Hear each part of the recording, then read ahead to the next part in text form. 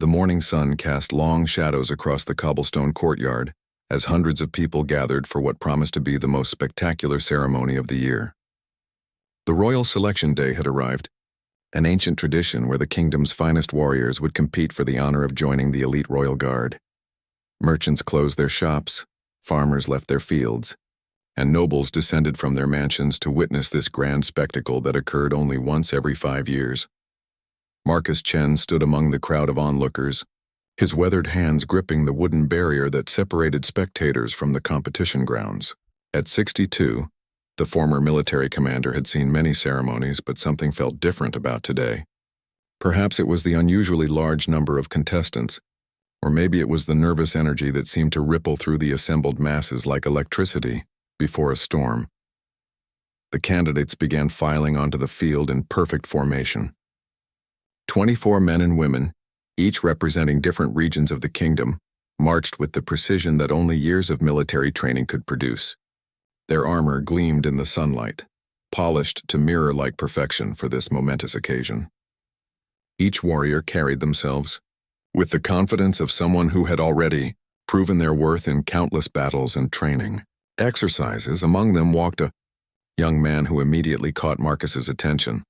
Unlike the others who seemed to bask in the crowd's admiration, this particular candidate kept his eyes focused straight ahead, his expression stoic and unreadable. He appeared to be in his mid-20s with dark hair and sharp features that spoke of mixed heritage. There was something about his posture, the way he held his shoulders, that triggered a memory in Marcus's mind, though he couldn't quite place it. Commander Harrison Blackwood stepped onto the elevated platform overlooking the ceremony grounds.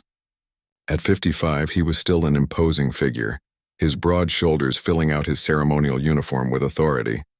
His reputation as the kingdom's most decorated military leader preceded him wherever he went. Scars on his face and hands told stories of battles fought and won, earning him the respect and fear of soldiers throughout the realm. The commander's booming voice echoed across the courtyard as he addressed the gathered crowd. He spoke of honor, duty, and the sacred responsibility of protecting the royal family. His words were carefully chosen, each sentence designed to inspire both the candidates and the watching citizens. The Royal Guard was not merely a position of prestige. It was a calling that demanded the ultimate sacrifice if necessary. As Blackwood continued his speech, his eyes swept across the line of candidates, studying each face with the intensity of a predator evaluating potential prey. These warriors had already passed through rigorous preliminary testing over the past months. Physical strength, combat skills, tactical knowledge, and moral character had all been scrutinized by a panel of experts. Only the absolute best had earned the right to stand here today. The first phase of the ceremony began with individual presentations. Each candidate stepped forward to recite their military history, their achievements, and their pledge of loyalty to the crown. One by one, they declared their readiness to serve, their voices carrying across the silent crowd with varying degrees of confidence and pride. When the young man who had caught Marcus's attention stepped forward, a subtle change seemed to wash over the assembled spectators. His voice was clear and strong as he began to speak, but it was his bearing that commanded attention. Unlike the others who had delivered their presentations with theatrical flair, this candidate spoke with quiet dignity that somehow seemed to resonate more powerfully than all the bombastic declarations that had come before. He introduced himself as David Thorne, age 26, son of a blacksmith from the northern provinces. His military service record was impressive but not extraordinary compared to some of the other candidates. 3 years in the Border Patrol, 2 years with the Mountain Rangers, multiple commendations for bravery and leadership. What set him apart was not what he said, but how he said it. There was an underlying strength in his words that suggested depths of character not immediately visible on the surface. Marcus found himself leaning forward, straining to catch every word. Something about this young man's voice, his mannerisms, the way he carried himself, was triggering memories that had been buried for decades. The old commander's mind raced backward through time, trying to connect the dots of a puzzle he didn't even realize he was solving. As David concluded his presentation and stepped back into line, Commander Blackwood nodded approvingly. The young man had made a strong impression, though Blackwood was careful not to show favoritism at this early stage of the proceedings. The commander had developed a keen eye for identifying exceptional soldiers over his long career. and something about David Thorne suggested there was more to him than met the eye. The crowd began to murmur with excitement as the ceremony moved toward its next phase. The formal presentations had been merely the opening act. Now would come the true tests of skill, courage, and character that would separate the worthy from the merely ambitious. Combat demonstrations, tactical scenarios, and endurance challenges awaited the candidates, but first, there would be the traditional inspection, where Commander Blackwood would personally examine each candidate's equipment, bearing, and physical condition. It was a ritual that dated back centuries, symbolizing the careful attention to detail that defined the Royal Guard. Every piece of armor, every weapon, every aspect of a candidate's appearance would be scrutinized under the commander's experienced gaze. As the candidates prepared for this inspection, David Thorne quietly adjusted his armor and checked his weapons one final time. He had trained for this moment for years, dedicating every waking hour to perfecting his skills and preparing his mind for the challenges ahead. But beneath his calm exterior, he carried a secret that could change everything if discovered. The weight of that secret pressed down on him, like a physical burden as he watched Commander Blackwood begin his methodical examination of the first candidate in line. Soon it would be his turn to face the scrutiny of the kingdom's most perceptive military leader. David had no way of knowing that when that moment arrived, it would set in motion events that neither he nor anyone else in the courtyard could possibly anticipate. The inspection process moved with methodical precision as Commander Blackwood made his way down the line of candidates. Each warrior stood at rigid attention, while the commander examined their equipment with the thoroughness of a master craftsman inspecting his finest work. He checked the sharpness of blades, the condition of armor joints, the cleanliness of buckles and straps. Nothing escaped his notice, and his occasional nods of approval or subtle frowns of disapproval carried enormous weight in determining each candidate's fate. Marcus continued watching from his position in the crowd, his unease growing with each passing minute. The nagging feeling that he recognized something about David Thorne had evolved into an almost desperate need to remember. The young man's profile, the set of his jaw, even the way he breathed while standing at attention all seemed hauntingly familiar. It was like trying to recall a dream that slipped away the moment you reached for it. The crowd had grown restless during the lengthy inspection process, but their attention sharpened as Commander Blackwood approached David's position in the line. The young man stood perfectly still, his eyes fixed on a point somewhere beyond the commander's shoulder, following the ancient military protocol that demanded candidates avoid direct eye contact during formal inspections. Blackwood began his examination with David's helmet, checking the chin strap and interior padding with the same methodical approach he had used with all the others. He moved to the shoulder guards, testing their flexibility and attachment points. The breastplate received particular attention, as Blackwood traced his fingers along the edges, checking for any signs of weakness or poor craftsmanship. As the commander moved around to examine the back of David's armor, something caught his eye that made him pause. There, barely visible beneath the edge of the young man's undershirt, was the corner of what appeared to be an old scar.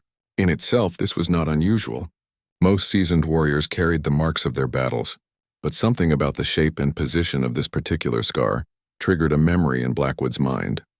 Without warning, the commander's hand shot out and pulled aside the fabric, exposing more of David's back. What he saw there made him take an involuntary step backward, his face suddenly draining of color. The crowd sensed the change in atmosphere immediately, their excited chatter dying away to nervous whispers. Etched across David Thorne's back was a network of scars that formed an unmistakable pattern. They were not the random marks of battle wounds or training accidents. These were deliberate, precise, and they told a story that Commander Blackwood recognized with growing horror. The scars formed the outline of a phoenix rising from flames, but it was not a tattoo. This design had been carved into flesh with surgical precision, a mark that could only have been created under the most extreme circumstances. Marcus felt his knees grow weak as he caught a glimpse of what the commander had uncovered. Suddenly, the pieces of the puzzle clicked into place with devastating clarity. The young man's bearing, his voice, his features, and now these scars, all came together to reveal a truth that Marcus had buried in the deepest corners of his memory for more than 20 years. David Thorne was not who he claimed to be. The commander's hands were trembling as he continued to stare at the scarred back before him. Those marks were not just any design. They were the signature of Dr. Elena Vasquez, a woman who had once served as the royal family's personal physician before her fall from grace. Vasquez had been known for her unique practice of marking her most significant patients with intricate surgical scars, claiming they were symbols of rebirth and healing. But Dr. Vasquez had not been treating common soldiers or even noble warriors. Her specialty had been working with members of the royal family, particularly during times of crisis when discretion was paramount. The Phoenix design was reserved for only the most important patients, those whose recovery was deemed crucial to the kingdom's survival. The crowd began to murmur more loudly as they sensed something significant was happening. Commander Blackwood seemed frozen in place, his usual commanding presence replaced by something that looked almost like fear. The other candidates remained at attention, but several had begun to steal glances toward David, trying to understand what had caused such a dramatic reaction. David himself remained perfectly still, though Marcus could see the tension in his shoulders increasing with each passing second. The young man had to know that his secret was now exposed, but he maintained his military bearing with admirable discipline. His breathing remained steady, his posture unchanged even as his entire future hung in the balance. Commander Blackwood finally found his voice, though it came out as barely more than a whisper. His words were intended only for David, but in the sudden silence of the courtyard they carried farther than he intended. "Those scars," Blackwood said, his voice thick with emotion. "Where did you get them?" David's response was equally quiet but clear enough for those nearby to hear. "They are a reminder of who I was and a promise of who I became." The cryptic answer only deepened the mystery for most observers, but for Commander Blackwood and Marcus it confirmed their growing suspicions. The ceremony had suddenly transformed from a routine selection process into something far more significant and potentially dangerous. In the crowd, Marcus felt compelled to move closer. His old instincts were screaming that he was witnessing a moment that would change everything, not just for David Thorne but potentially for the entire kingdom. The secret that the young man carried was clearly monumental, and Marcus suspected he was one of the few people present who might understand its true implications.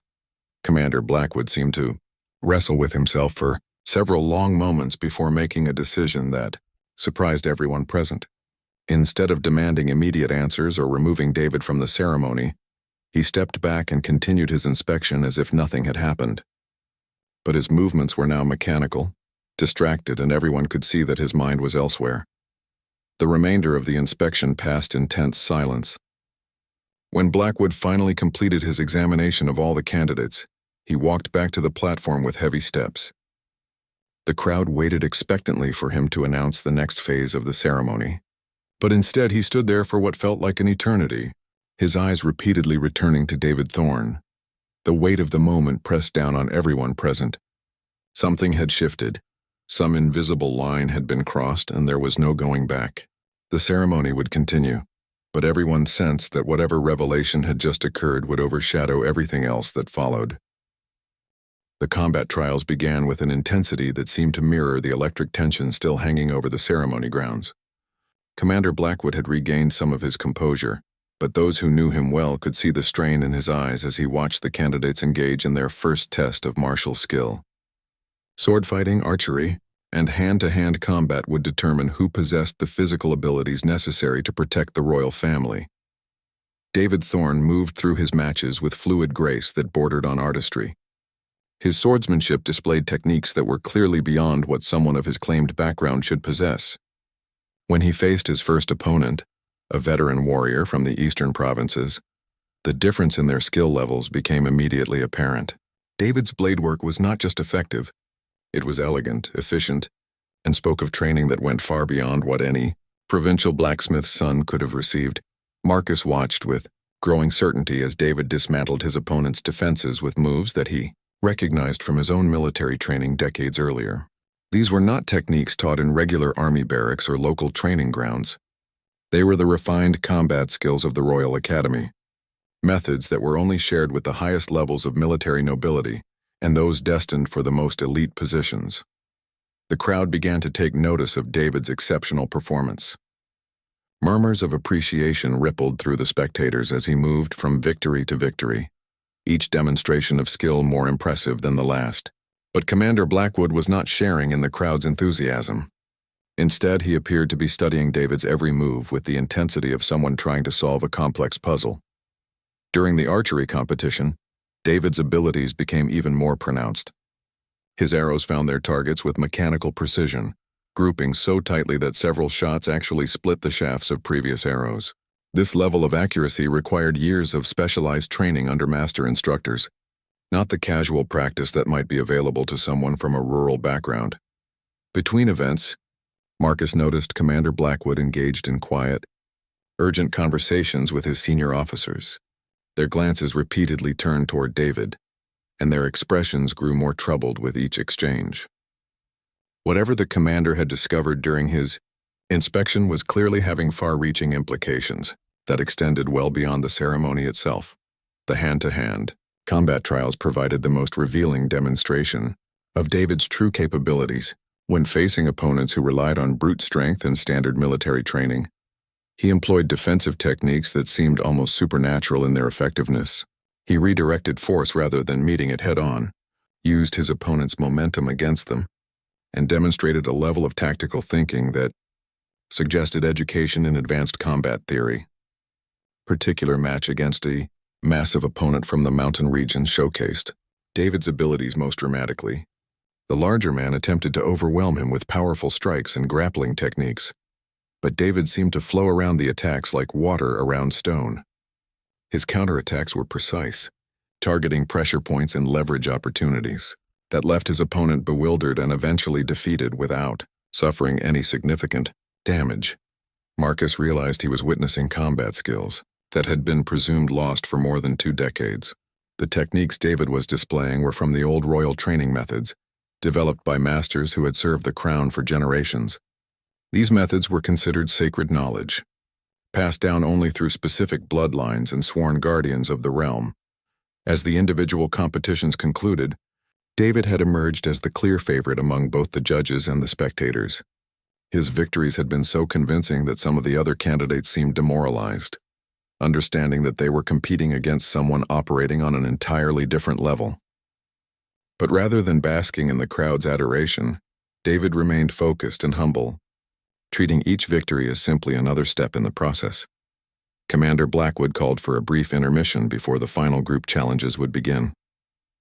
During this break, Marcus made a decision that he knew could change everything.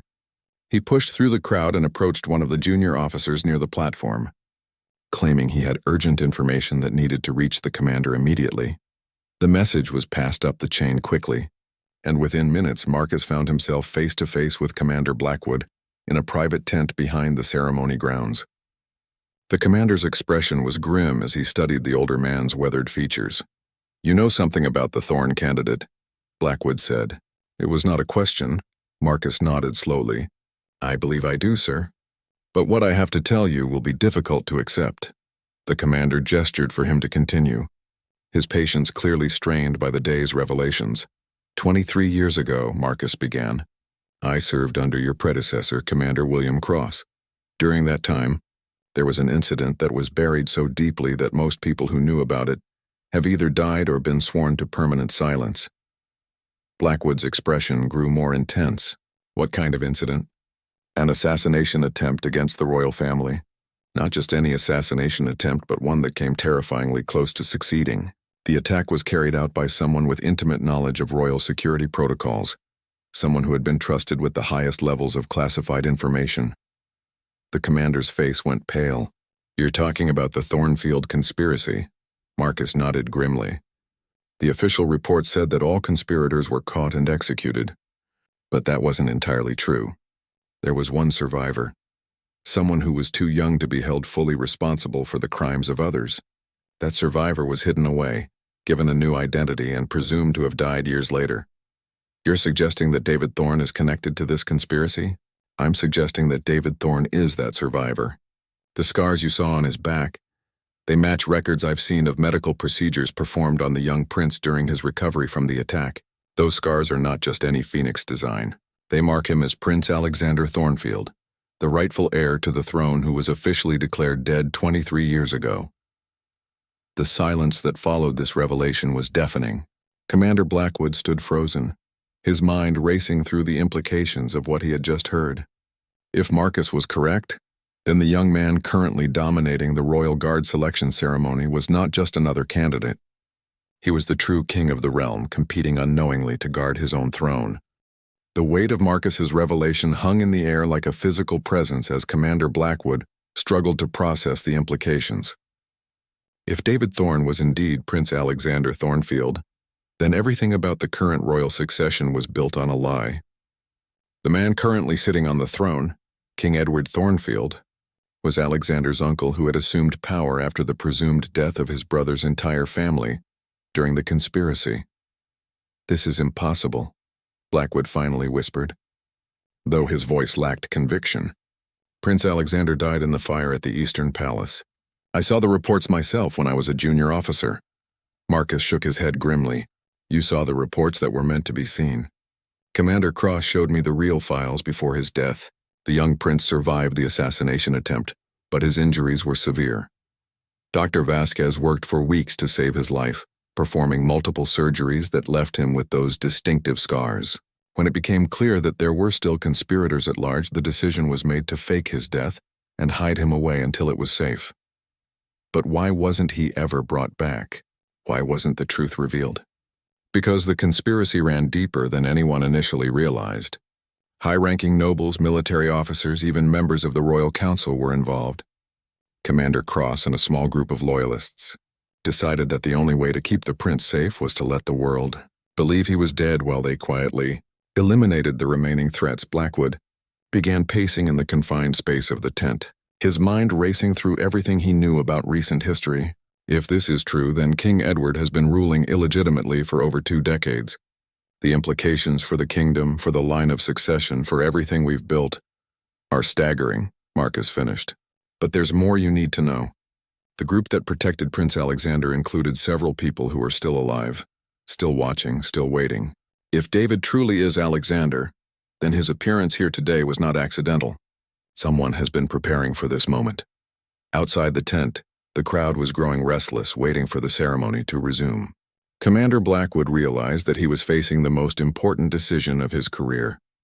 He could continue with the ceremony as planned, pretending ignorance of what he had discovered, or he could take action based on what might be the most significant revelation in the kingdom's recent history.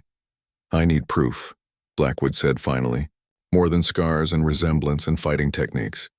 If we're going to act on this information, we need absolute certainty." Marcus reached into his coat and withdrew a small leather pouch. From it, he extracted an ornate ring that gleamed with precious stones and intricate metalwork. This was Prince Alexander's signet ring, given to him on his 16th birthday just months before the attack. Commander Cross entrusted it to me before his death, with instructions to keep it safe until the true prince returned to claim his birthright. Blackwood examined the ring closely, recognizing the royal insignia and the specific craftsmanship that could not be replicated by common jewelers. "Even if this proves his identity, we can't simply announce it during a public ceremony. The political ramifications would be enormous." "No," Marcus agreed, "but we can test him. If he truly is Prince Alexander, then there are things he would know, memories that couldn't be fabricated or taught." Despite his young age when he disappeared, there were specific details of palace life that would be impossible to fake. The two men quickly developed a plan.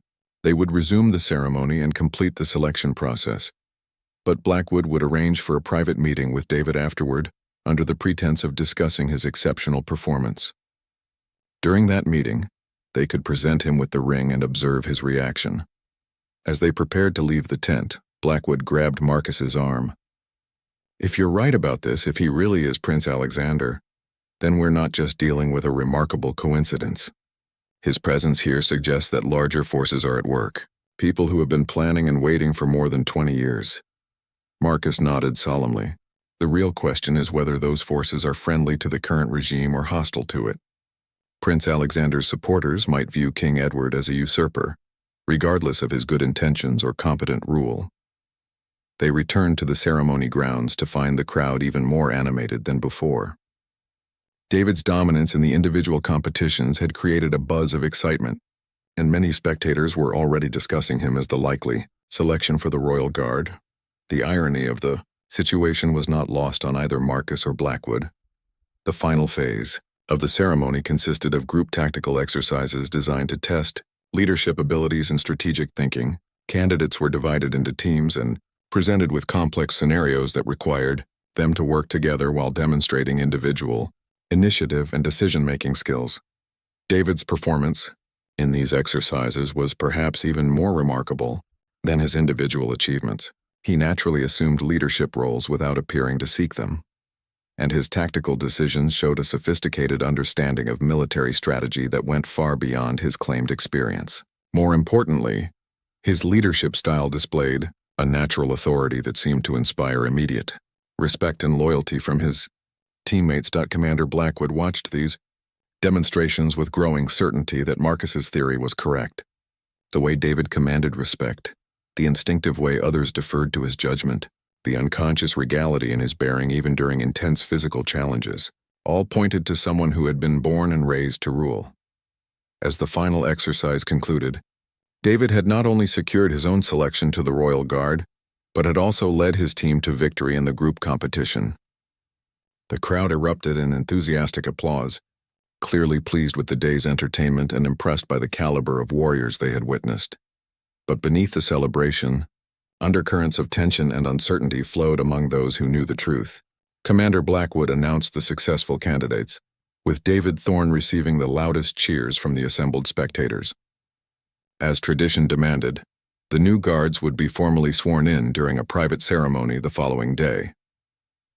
As the crowd began to disperse, Blackwood approached David with a carefully neutral expression. "Candidate Thorne, your performance today was exceptional. I would like to discuss your assignment and responsibilities in my private office this evening. Please report to the command center at sunset."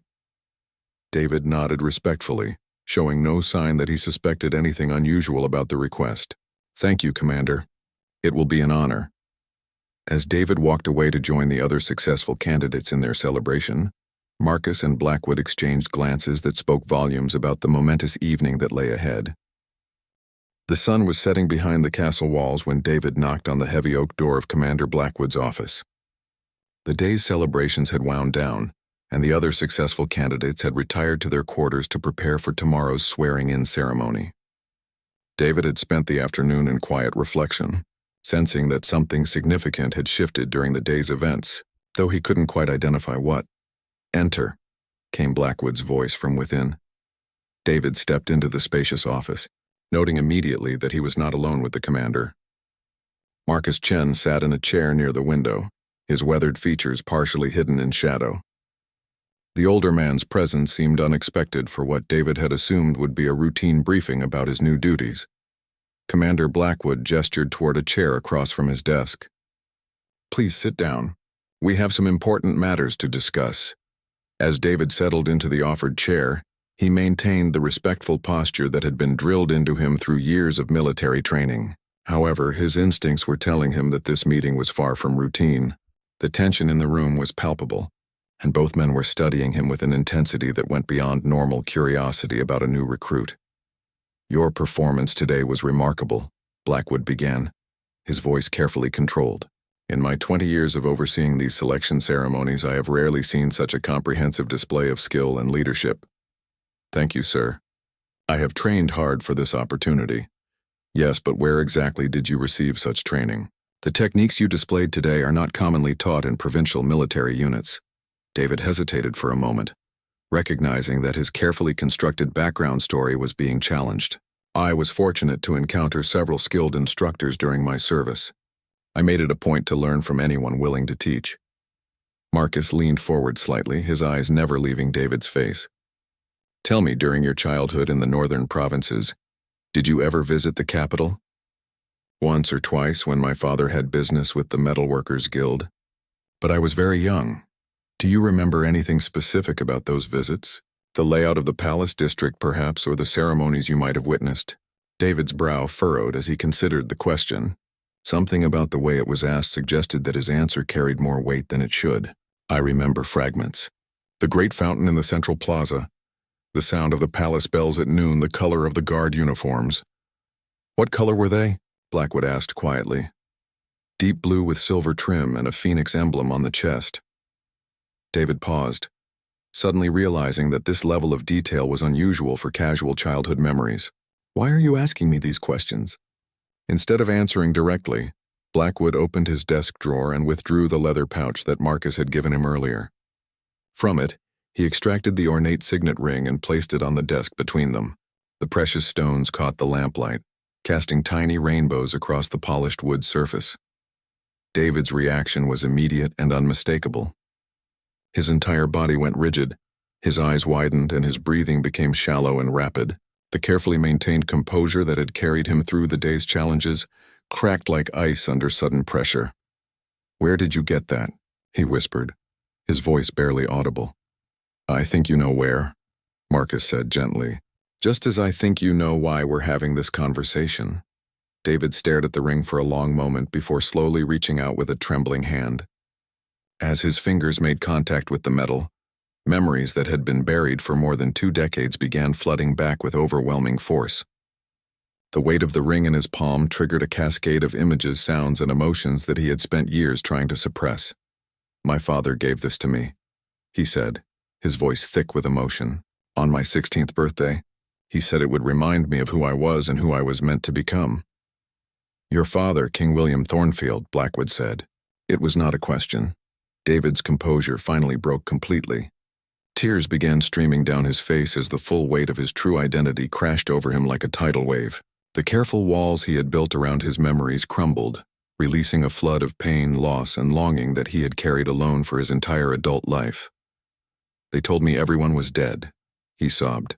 "They said the fire killed my parents, my sister, everyone I loved. They said I was the only survivor, and that I had to disappear or the people responsible would finish what they started." Marcus moved to kneel beside David's chair, placing a comforting hand on the young man's shoulder. "Commander Cross and his men saved you that night. They faked your death to protect you while they hunted down the remaining conspirators. It was the only way to keep you safe. But why didn't they come back for me? Why was I left alone for so long?" "Because the conspiracy was larger than anyone initially realized," Blackwood explained. "Even after the known plotters were eliminated, there were still questions about who else might be involved. Cross made the difficult decision to keep you hidden until he could be certain the threat was completely eliminated." "And now?" David asked, looking up at both men with eyes that were filled with a mixture of hope and fear. "Now the situation has become more complicated than Cross ever anticipated," Marcus said carefully. "Your Uncle Edward has ruled for 23 years. He is respected by the people and has brought stability to the kingdom. Revealing your survival now would create a crisis that could tear the realm apart." David wiped his eyes and straightened in his chair, and for the first time since entering the office, his true royal bearing became visible.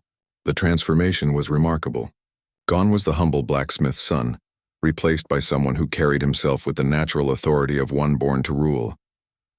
"What do you expect from me?" he asked, his voice now steady and commanding. "That depends on what you want," Blackwood replied. "You could continue living as David Thorne, serving in the Royal Guard while keeping your true identity secret. Or you could choose to reclaim your birthright, though that path would be fraught with dangers and consequences that extend far beyond your personal desires." David stood and walked to the window, looking out at the castle grounds that should have been his inheritance. The weight of 23 years of stolen life pressed down on him, but so did the responsibility he felt toward the kingdom and its people. "I need time to think," he said finally. "This changes everything, but it also changes nothing. The kingdom has survived and prospered under my uncle's rule. The people are content. Would it serve anyone's interest to disrupt that stability, simply to satisfy my own sense of justice?" Marcus and Blackwood exchanged glances, both recognizing the wisdom and maturity in David's response. This was not the reaction of someone seeking personal glory or revenge, but rather the thoughtful consideration of a true leader, weighing the greater good against personal desires. 3 weeks had passed since the revelation in Commander Blackwood's office, and David had maintained his duties as a royal guard while wrestling with the most important decision of his life. He had requested time to observe the court, to understand the current political situation, and to evaluate whether revealing his true identity would serve the kingdom's best interests or merely satisfy his own need for justice. During those weeks, David had been granted unprecedented access to King Edward as part of his guard duties. What he discovered surprised him. His uncle was not the usurper he had imagined, but rather a man who had reluctantly accepted the crown out of duty and had spent more than 2 decades serving his people with genuine dedication. Edward had never married, claiming that his first responsibility was to the kingdom, and he had earned the respect and loyalty of his subjects through wise governance and personal sacrifice. The internal struggle David faced was evident to those who knew his secret. Commander Blackwood watched him carefully during their daily briefings, noting the weight of decision that seemed to press more heavily on the young man with each passing day. Marcus visited regularly, offering counsel and support while respecting David's need to reach his own conclusions. On a crisp autumn morning, as David stood guard outside the royal chambers, an unexpected visitor arrived at the palace. Lady Catherine Thornfield, Edward's younger sister who had been traveling abroad for diplomatic missions, returned with urgent news that would force David's hand sooner than he had anticipated. Catherine had discovered evidence of a new conspiracy brewing in the eastern provinces, one that threatened to destabilize the kingdom through a carefully orchestrated campaign of rebellion and political manipulation. The conspirators were using the old rumors about Prince Alexander's survival to fuel dissent, claiming that the rightful king would soon return to reclaim his throne and punish those who had supported the illegitimate rule of Edward.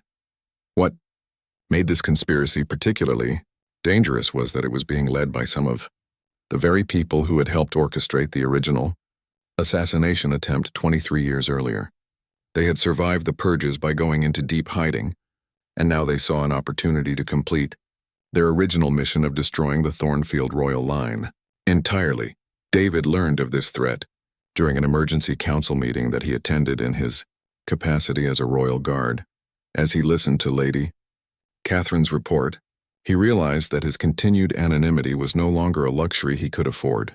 The conspirators were using his alleged survival as a rallying cry for rebellion, but they had no intention of actually placing him on the throne. Their true goal was to create enough chaos to justify a complete overthrow of the monarchy and establish a republic under their control. King Edward's reaction to the news revealed the depth of his character and the genuine love he held for his kingdom. Rather than focusing on the threat to his own power, his primary concern was for the safety and stability of his people. He immediately began organizing defensive measures and reached out to loyal nobles throughout the realm to prepare for the coming conflict. After the council meeting, David made his decision. He could no longer remain passive while his very existence was being used as a weapon against the kingdom he loved. That evening, he requested a private audience with King Edward, accompanied by Commander Blackwood and Marcus as witnesses. The meeting took place in Edward's private study, away from the formality of the throne room. David entered wearing his simple guard uniform, but carrying himself with the unmistakable bearing of royalty that could no longer be hidden. Edward looked up from the documents he had been reviewing and immediately sensed that something momentous was about to occur. "Your Majesty," David began, his voice steady and clear, "I have something to tell you that will change everything you believe about your family and your reign." Edward set down his papers and gave David his complete attention. Noting something familiar in the young man's features that he couldn't quite place, David removed the signet ring from a chain around his neck and placed it on the desk between them. 23 years ago, you assumed the throne believing that your brother's entire family had perished in the attack on the Eastern Palace. That belief was incorrect.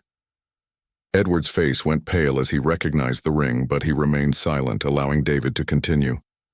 "I am Prince Alexander Thornfield, your nephew and the rightful heir to the throne. I survived the assassination attempt through the heroic actions of Commander Cross and his loyal men, who faked my death to protect me from the remaining conspirators." The silence that followed was deafening.